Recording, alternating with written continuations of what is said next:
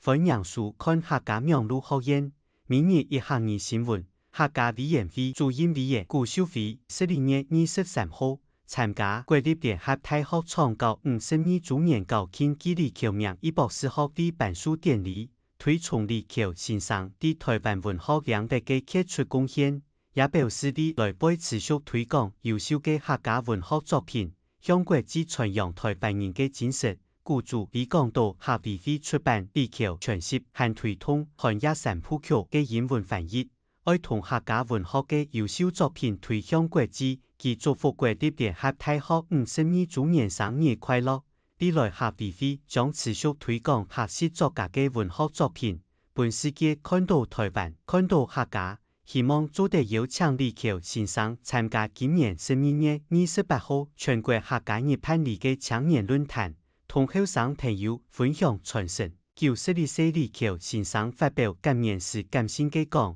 其創出來嘅反抗哲學係對生存下去嘅反抗，同時因因地92歲，還領導用醫博士學位，相信對後生人來講也係一個鼓勵。以上係客家苗路學院嘅報道，接下來愛教大家今本日嘅明日一行二推廣